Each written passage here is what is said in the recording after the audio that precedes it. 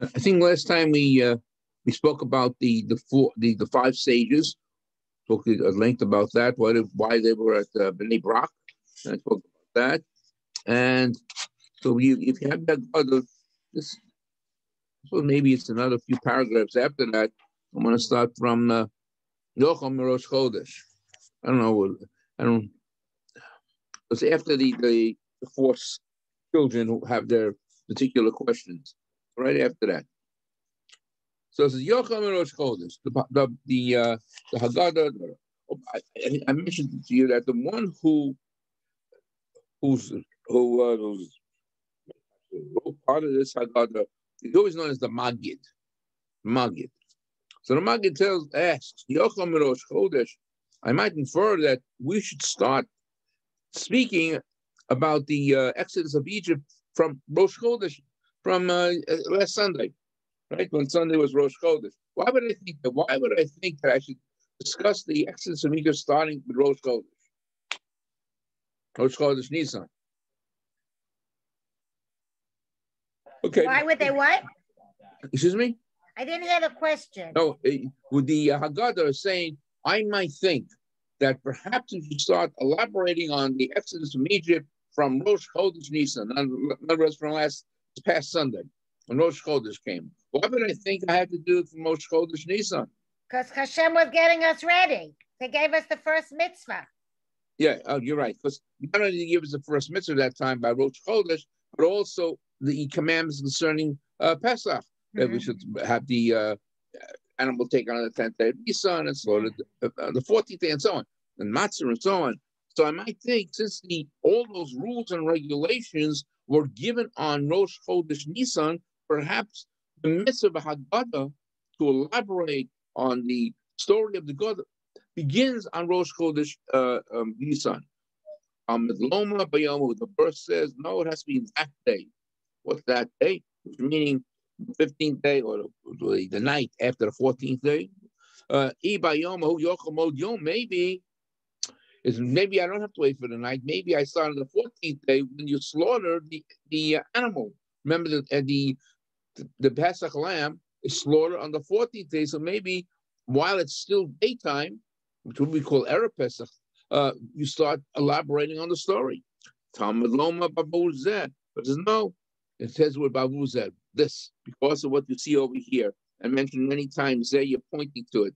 These items, these visual aids that we have in front of us, because of the Kahara, the special Passover plate, the mitzvah of Haggadah is connected with the mitzvah of matzah and moror. Once I have matzah and moror there, and I have to eat that, then the mitzvah of Haggadah, of retelling the story and elaborating on it, begins at night. So Haggadah is very limited. Well, it's limited to the point where you cannot start embellishing on the story before Erev Pesach. The night of Pesach is the Haggadah, and I mentioned last time we spoke about the five sages when they were discussing the Exodus of Egypt the entire night. See, the midst of Haggadah is the whole entire night. All for us, if you're able to do such a thing, they were great sages to be able to do so. The eating of the matzah and the eating of moror, or at the time when there was a Beit HaMikdash, the eating of the Paschal lamb was limited. It was limited to what time? Midnight. You had to eat your matzah, moror, and the Korban Pesach by midnight. But the Haggadah, you could do the whole night. Pesach night. Right, but only till midnight. Only till Chatzot, only till midnight. But the Haggadah part, talking about it, can go beyond midnight, go the whole night, like we have with those sages who were up all night. Or, some have the custom, if you're awake and you're able to do it, we're usually tired by the time we finish the Haggadah. But anyway, some people have the custom that they read Shir Hashirim. You ever heard of that? After they finish Chadadja and all that, usually those songs at the end, they read the Megillah of Song of Songs. But why do we read that? In fact, we read it during the synagogue I think we read it on the seventh. Yeah, I think the seventh day. The eighth day, seventh day. I think it's the seventh day, the Shabbos. Okay, so why do we have Shir Hashirim? That's all. What's so important about this? a Megillah, a song of songs. Who wrote the book? Who wrote Shir Hashirim? Shlomo. It's about Shlomo. God's relationship with us, our love relationship. It's really a love story between ourselves and God. And it started basically when we went out of Egypt.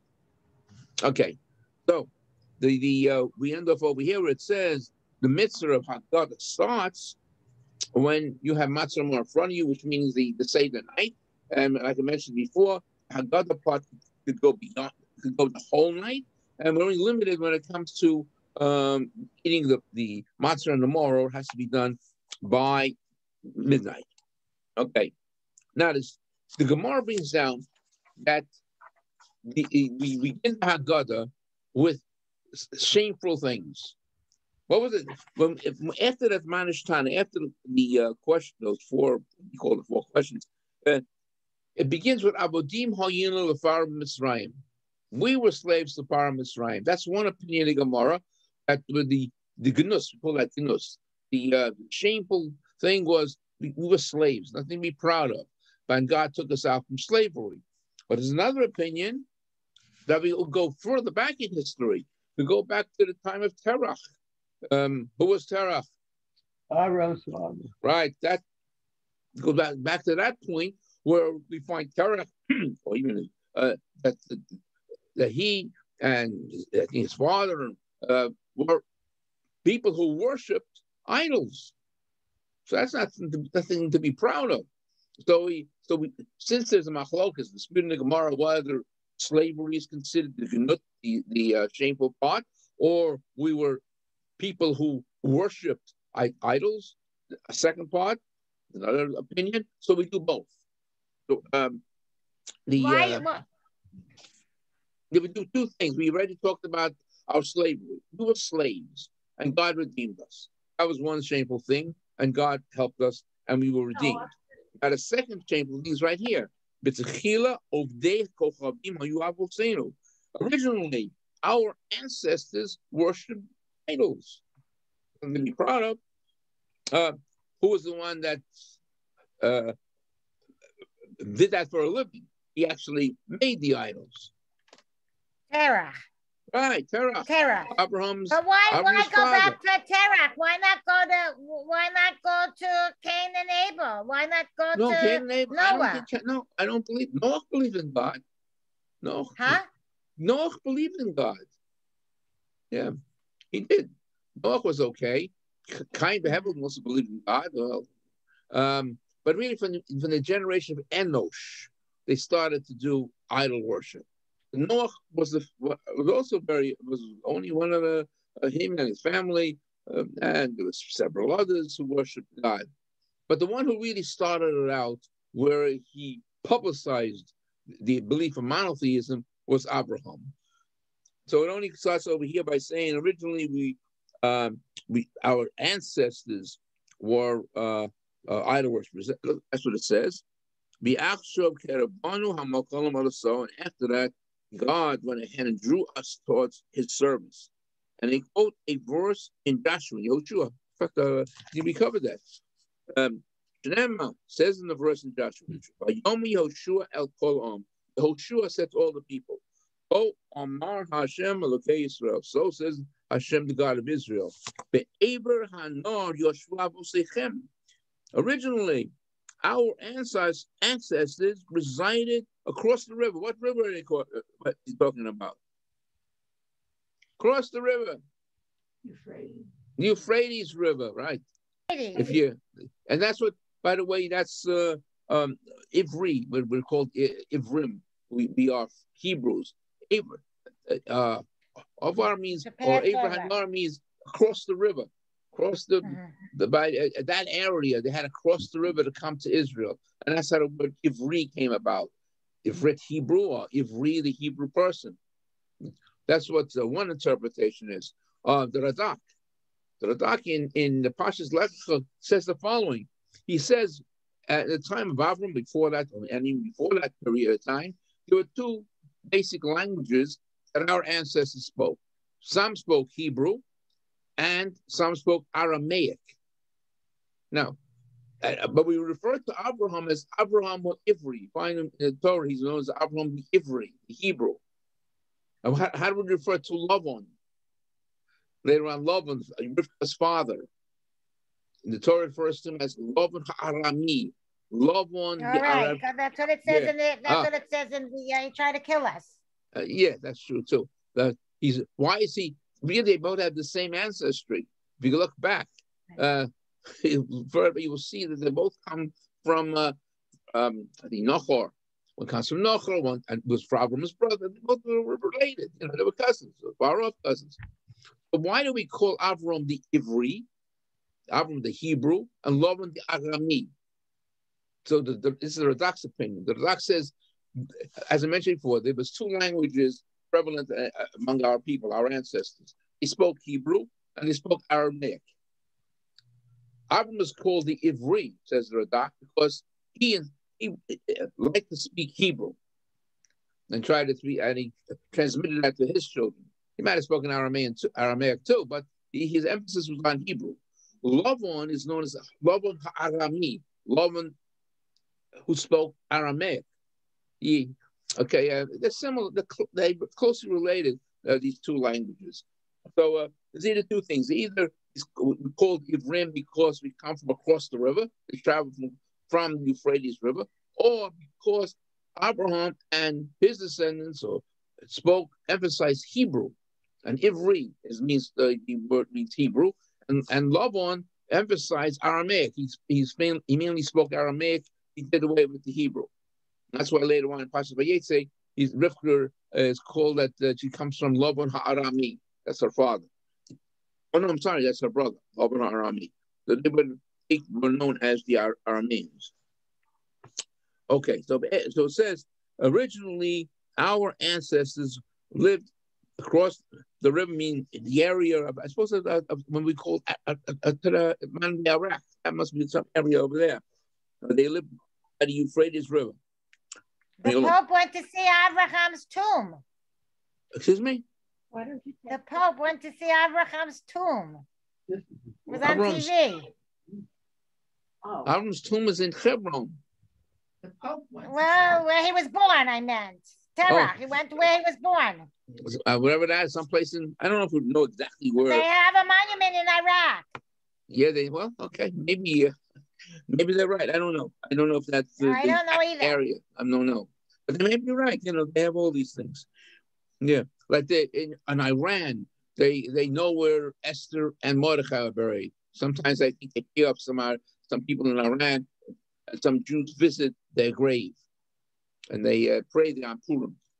Okay, let's go back to this. So originally, Abraham comes from the Euphrates River, that area. And it says, our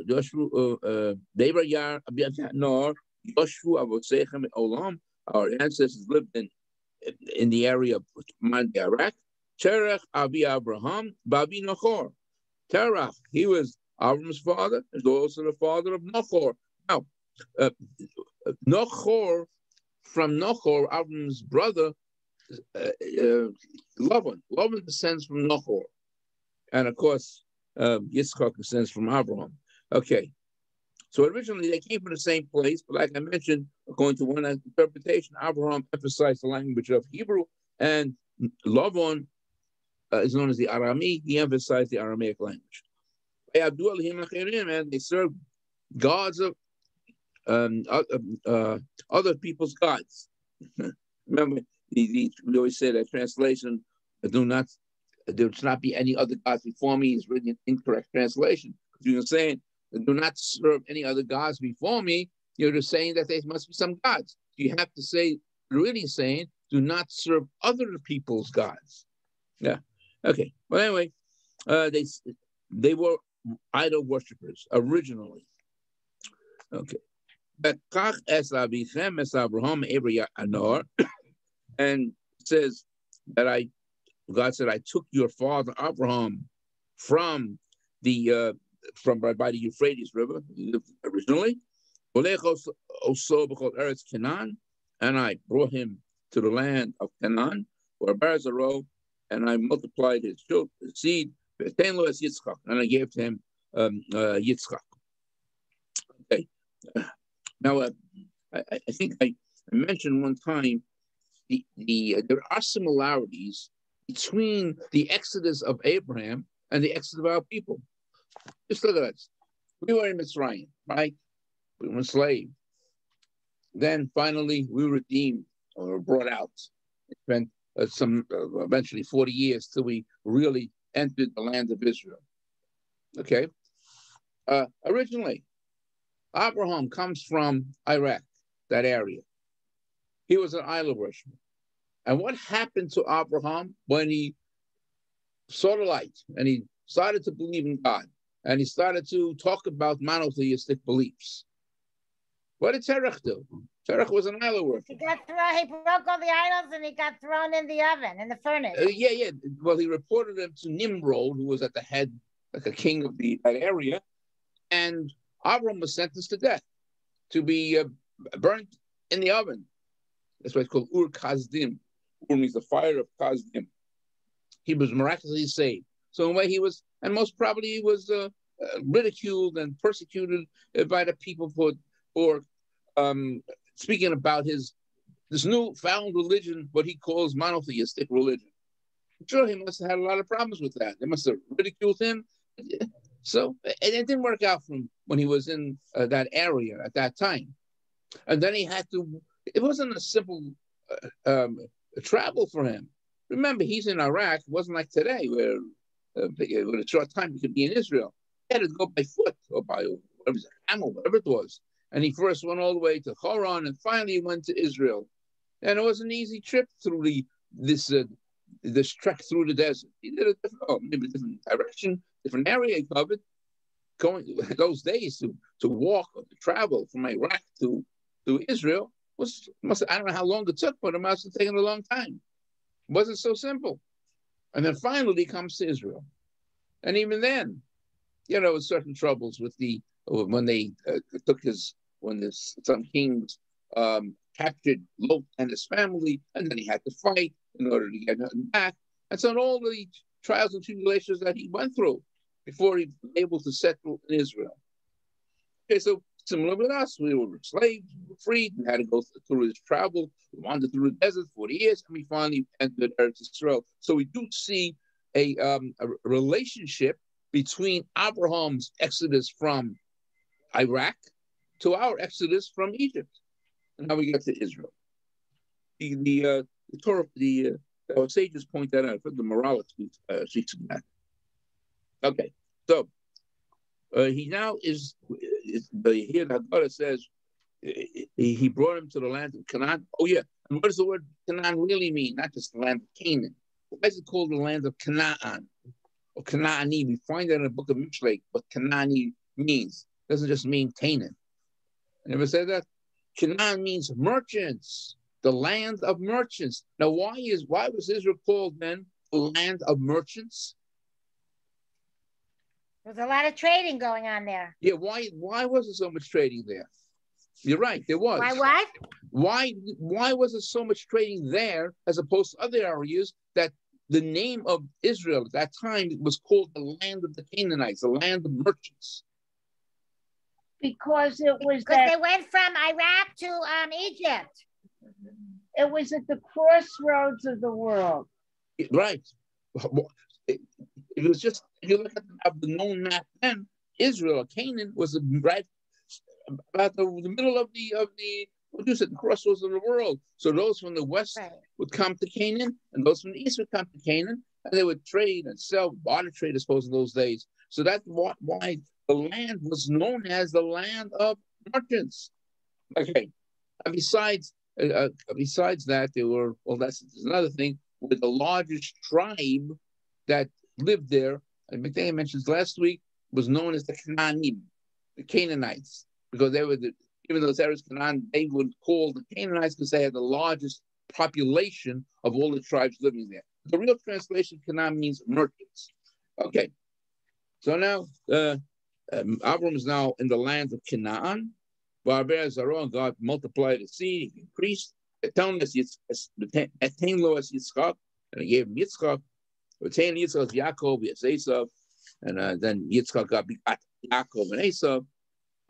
Okay. Oh, now what is Abraham? Let's go back to Abraham again. Well, now Abraham settled in Canaan, Canaan. What is Abraham doing in this time? What is he known for? What is he? Preaching monotheism. Right. He's promulgating monotheism. And whenever it said, I think I mentioned one time, whenever it says, and it says, and Abraham built an altar to God, this doesn't just mean that he had a sacrifice. It means he designated that area as a center for speaking about monotheism. That's what it means. And he had many students who joined him. And also, Yitzchak continued. That's what Rambam says, and I mentioned this before. A lot of people think, oh, what did Yitzchak do? Torah hardly says anything about him. And that is it. The Rambam says that's incorrect. I think I mentioned that many times. That's incorrect, says the Rambam. The Yitzchak continued with the teachings of Abraham. So he continued his work. And the same thing with Yaakov. The same thing was done. So it wasn't that they just followed after their father or grandfather, Abraham. Just so we think of Abraham, because he was the one who started it off. He's the father of monotheism from that period of time. But Yitzchak continued and Yaakov continued. Okay, that's something the Rambam points out, because many people say that Yitzchak, especially Yitzchak, he was passive, he didn't do anything. It's incorrect, as the Rambam. That's not correct. Okay, so all of them were involved in promulgating monotheism. And oh yeah, by the way, if you remember, I don't know if I mentioned this, but I saw one of the commentators. Why is it that when Avram enters the land, a hunger took place? And what land does Avram go to at that period of time? There was a hunger in the land of Canaan. And where did he go? He went to Egypt. Remember, went to Egypt? Yeah. Egypt. Oh, why did he go to Egypt? Because there's other places. Famine in Israel. Because there was a hunger in the land. Famine in Israel. Yeah, but why didn't he go, let's say, to Iraq or some other country? Where there was a hunger in the land of Canaan. Hunger in the Canaan, He Egypt. couldn't go home. He couldn't go back. Egypt had an advanced civilization. He couldn't go back to Iraq. Somebody said, Sarah, what'd you say?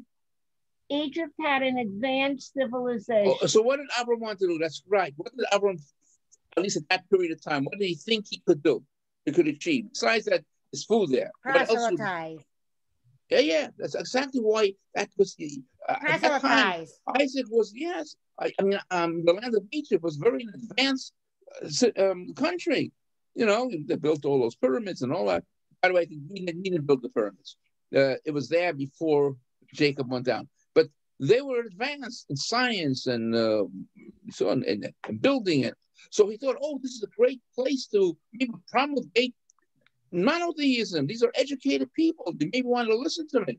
He didn't want to go with that. But according to one of the commentators, it said he went precisely to Egypt to try to influence these brilliant minds. They really were very clever people. But they were idol worshippers. But it didn't work out like that. Okay, but that was one reason why he went to Egypt, because he could have gone to some other country, maybe back, I don't know, wherever it was, and maybe to the east of Israel. Okay. All right. Okay. Oh. Okay, so finally God said he gave the land of Canaan to Yitzchak and Yitzchak to Yaakov, but Esau broke away, and he was given Har Seir, Mount Seir, as his inheritance. And the paragraph ends with Yaakov Ubana Yardu Mitzrayim. And eventually, Yaakov and his children went down to Egypt. Okay. Now, let me see what. Now the Maggid continues. Baruch Omer Tochasol Yisrael. Blessed is God who guards his promise to Israel, or who? God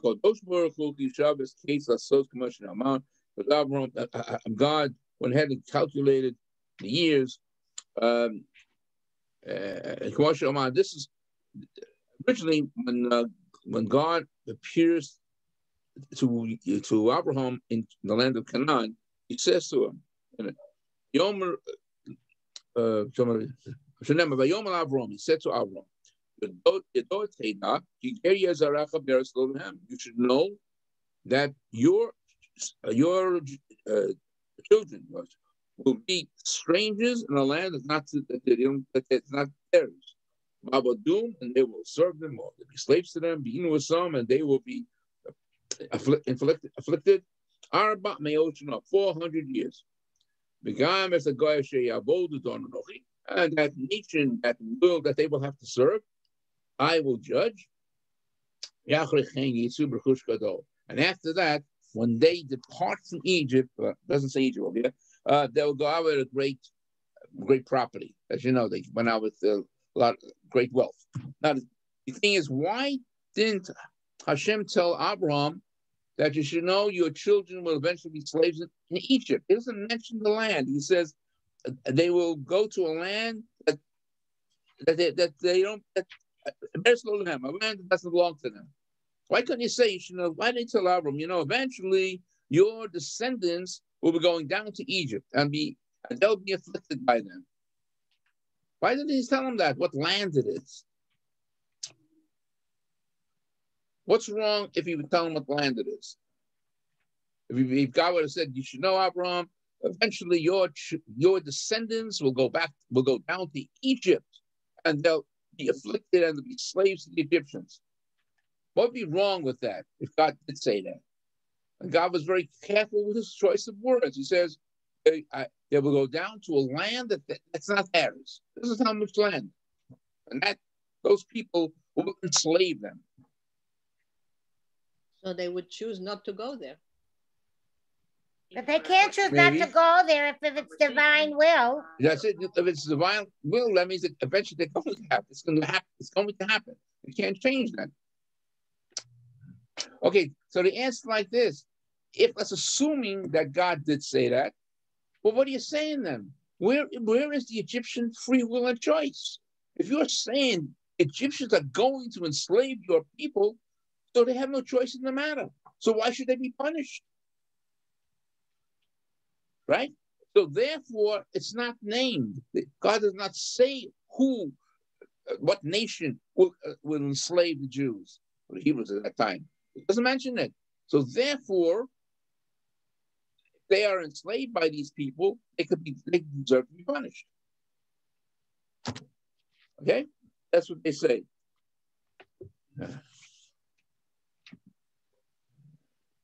Oh yeah, now the other problem is 400 years. Is that really the correct amount of years that they were enslaved in Egypt? They were enslaved 210 years. Right. According to tradition, doesn't say any place in the Torah. According to our tradition, they were only enslaved 210 years. But here it says 400 years. And in another place, in Pashas Bo, it says that all the days that that we resided in Egypt was 430 years. We have really 3 different years: 430, 400, or 210. Okay, so how do we reconcile these years? Okay, 20 over here. What you want to say? It says in Pashas Bo, it says we were all the years that we're in Egypt was 430 years. Okay, so how does that figure out? So they say from the time when Abraham was told that this incident that they will be enslaved eventually by some nation, from that point until the departure from Egypt is 430 years. But 400 years is from the birth of Isaac. And 210 years is the actual slavery. So that's how they reconcile all these different types of these 3 different years that the Torah speaks of. Yeah. Others want to say differently. I saw in the Sefer HaChinuch wants to say the reason why that they say this for the 30 years, whatever that large amount of years, in reality it was only 210 years, is because when our ancestors or our patriarchs heard about that their descendants will be enslaved, it really hurt them. They were very worried about that. And they really felt badly, caused them pain. My gosh, my great-grandchildren that are being slaves to someplace, it pained them. There was Avram, Yisrael, and Yaakov. They were pained by it. So this pain and agony that they had, knowing that their descendants will be enslaved in some place, that's included in the slavery.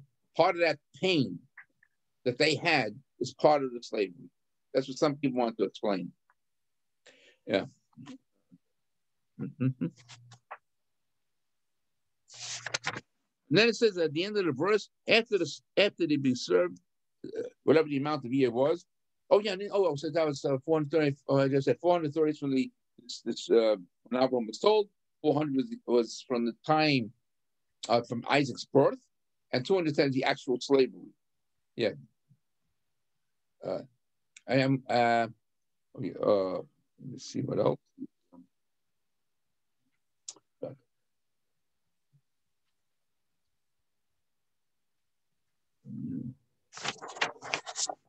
Right after it says the following: He she'amda lava saying ulanu. Oh yeah,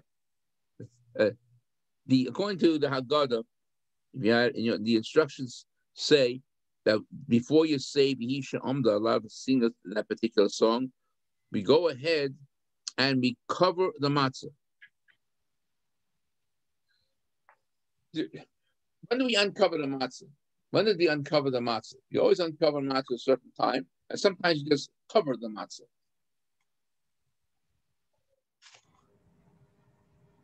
So when you see Mish Amda, we go ahead and we cover the matzah.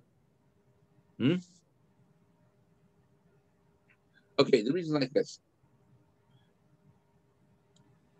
The matzah, we mentioned last time that matzah that we eat is known as matzahs only, a poor man's bread. There's a play on words. Besides only being poor, it also means to start to answer, to start speaking. Gemara says "Sha'onim olod dvarim harbe," that the matzos should encourage us and to encourage us to speak about this particular incident that happened to us. So when we're doing the Haggadah till this point, we keep the matzah uncovered. This matzah relates. Matzah only. We see the matzah remind us of what took place. But now we're using the wine. When you say V'hi she'amda, this particular paragraph, you're picking up the wine. So the matzah has to be covered. Just like in Kiddush on Shabbos. Whenever you make Kiddush on wine, you have to cover the challah. Because normally speaking, matzah or challah should take precedence over the wine. If you're not talking about Shabbos, during the week, you want to have bread, but you also want to drink wine. So you always make hamotzi first. You make hamotzi and then the wine. But on Shabbos or on Yom Tov, we go ahead and say a blessing for the wine. Well, since now we're giving precedence to the wine, you don't want the matzah to feel badly. So we cover the matzah. But over here, that's what's happening.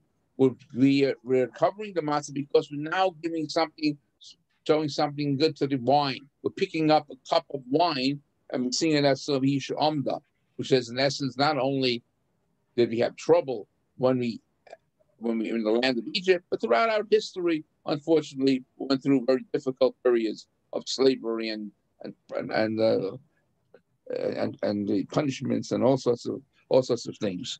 And throughout it all, somehow we're still around. As people show, people always say, we were slaves in Egypt, and the old Egyptians are not there anymore. People live in Egypt are not the original Egyptians. The Babylonians, the great Babylonian Empire is not around. The great Persian Empire is not around. The Roman Empire is not around, but yet we're still here. Okay, so that's why is it that way? Because God, who really is, seen to it that we survive through it all. And that's what that paragraph says, that throughout our history, throughout every generation, there's always somebody coming up to totally annihilate us. But God saves us, and we completely we still are here in history. The other great empires are not there anymore.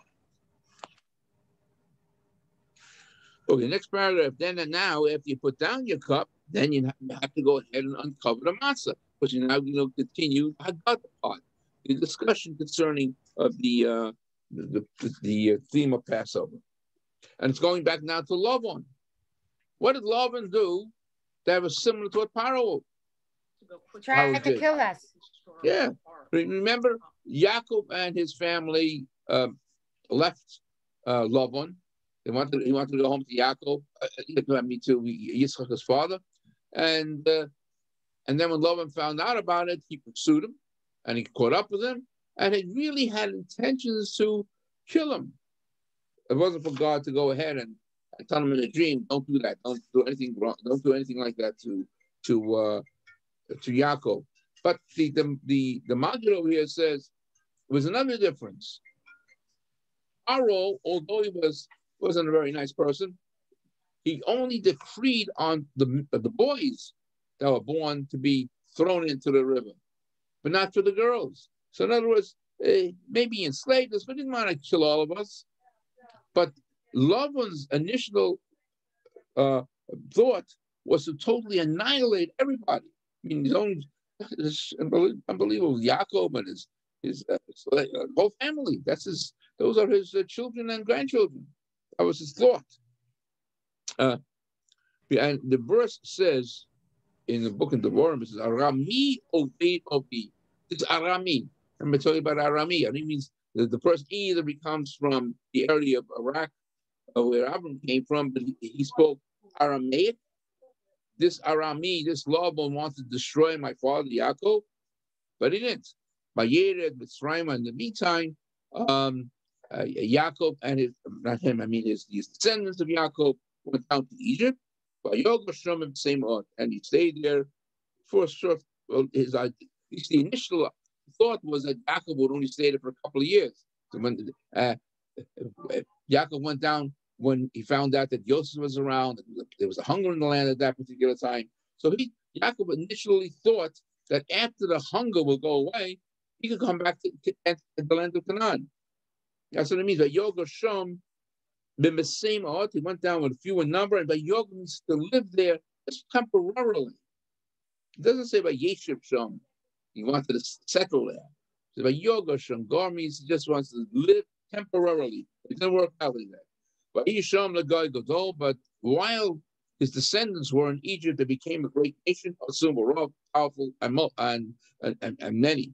And remember, I mentioned that last time that was one of the reasons why God did not give the Torah to Abraham, Yitzhak, Yaakov, or his children, because at that time they were just individuals. He wanted to give the Torah to a nation. So the time that they spent in Egypt, they multiplied greatly. And we know when they departed from Egypt, had the men's population was 600,000. So we can assume that women and children might have been 2 million, 2.5 million. The Torah does not say the entire population. It just mentions the men of between 20 and 60, numbered 600,000. Okay. Okay. And God does say what I mentioned before. Yaakov's initial thought was to go down to Egypt and to live there temporarily. Okay, but it didn't work out like that. Okay, let's go. Well, how many were there? How many men were there when they went down to Egypt with Jacob? How many men were there where? Yeah, what was the population of the people who went down to Egypt in the time of Jacob? 70. 70, you're right. As it says, same word, smaller number. The Torah says, "B'shivim nefesh yodu avsecha Mitzrayim." We were 70 souls that went down to Egypt, and when they came out, at the Som Hashem Elokecha l'chavei and now at that point of their exodus, they increased greatly, like stars in heaven. And that's we always use that expression. like stars of the heaven. Say stars cannot be counted. They're so numerous. Also, Bnei Yisrael were numerous. All right, now you can talk. Okay. Now, let's go further.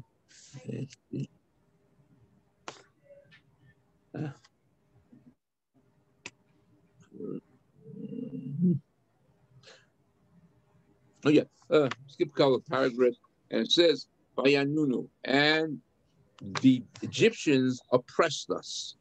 As it says in the Torah, Vayasimu Olos, maybe seem to have taskmasters placed upon the Jews, the man and also to afflict them in their work. Vayiven Ori Miskos of Pharaoh, and Bnei Israel built storage cities, to Paro, and what were their names? Pisom and Ramses. Okay. Oh yeah. I mentioned before. Some people say, which is not correct. They say we were involved in the building of the pyramids. That's not true. The pyramids were built before we even came down. When Yaakov and his children came down, there were pyramids. But according to the Torah, we built storage cities for storage, whatever Paro needed. And the name of the cities, Pisom and Ramses. Okay. Vayitnu Aleinu Avodah Kosha, and they placed upon us hard work. Moshe Nema, as it says, by Avidim Mitzrayim, Egypt inflicted Bnei Israel, before with hard labor. Now some break that word of perach, peh, and rach. What does peh mean? Peh. Mouth. Mouth, and rach, soft. Rach is soft. How did they become? It wasn't that they were free one day and all of a sudden the next day they become slaves. It took a period of time. First was they spoke to them softly. Oh, just make some bricks, and they were maybe paid somewhat. And then the total of bricks increased, and then they cut their salary, whatever it was, and so on. It got worse and worse until they were totally enslaved. But Pharaoh and Terach softly speaking to them. Others say, if you take the word, it doesn't say it over here, but it's another verse in the Torah, where we find that the word perech, which means hard labor, is repeated twice. Perech. And the question is, how many bricks did they make every day? It doesn't say in the Torah the amount of bricks. Okay, so there is a little hint to it. Perech. So it says twice in the Torah they use the word perech to describe the hard labor that Bnei Israel had. Okay, how much is pay? Pay. 80. Pay is 80. Reish is 200. good. So it's 280, and chaf. Chaf is 20. 20. Okay, so 280.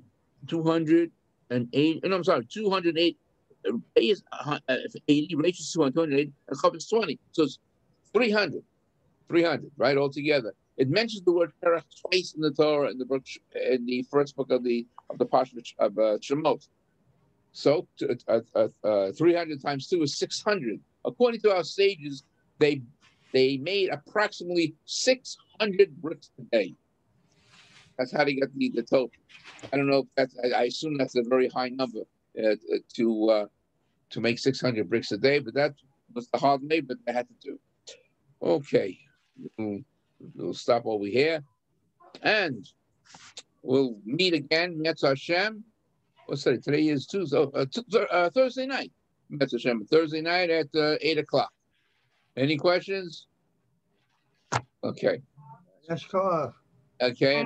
I know you're preparing for Rabbi, Pesach. I have a question. Yeah. Okay. Let's hear. It's not about Pesach. It's about okay. the Pasha last week. Yes. What does it say? When they were building the Mishkan, it doesn't say they put the luchos in the Mishkan. They put all these things in, but not the luchos. It doesn't say that? Wait. You're looking for Kude. Let me see. Let me just see that. Kude? I thought it says that.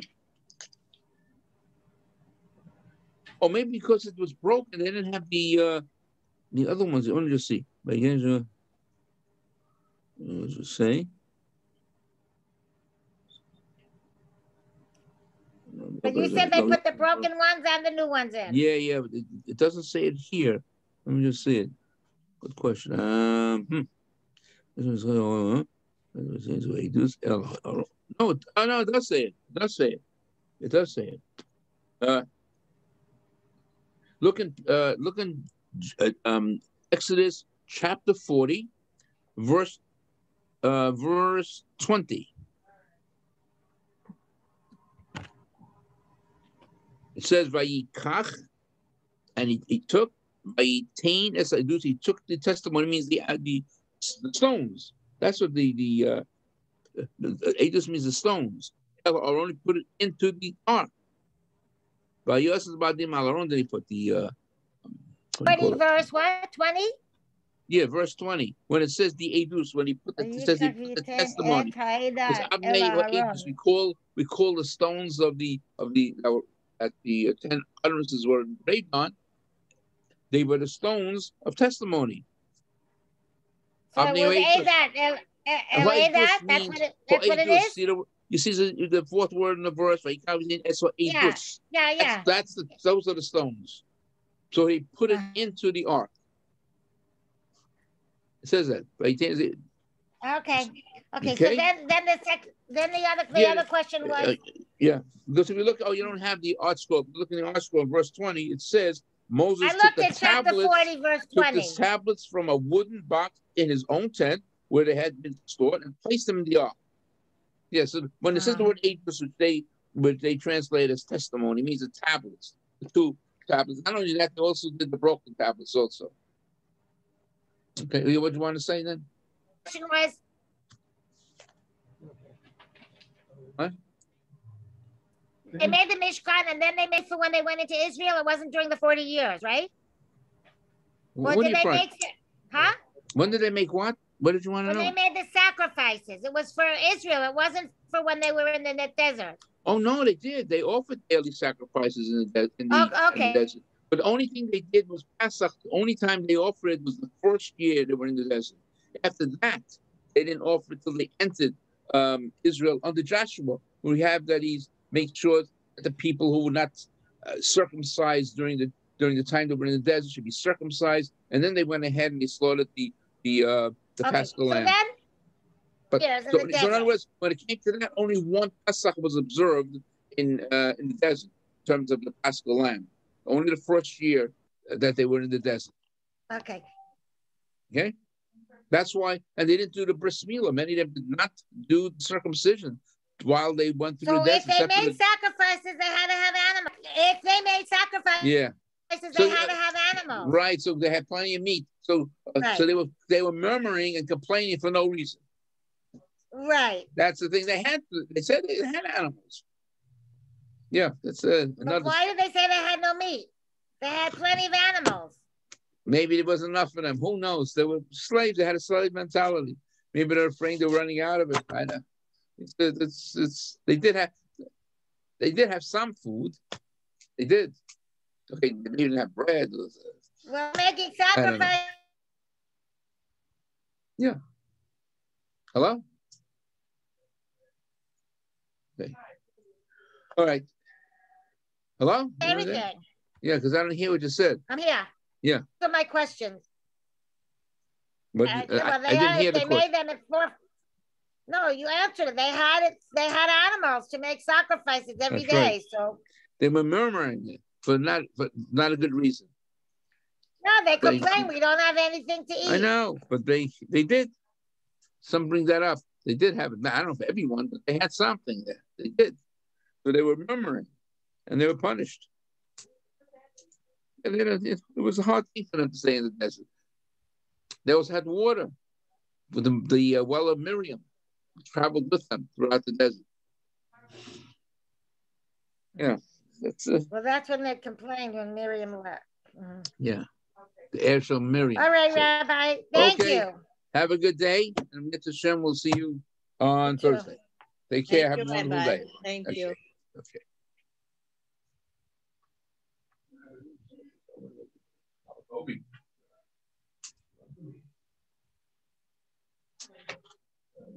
I would have lunch and then we have to call the family.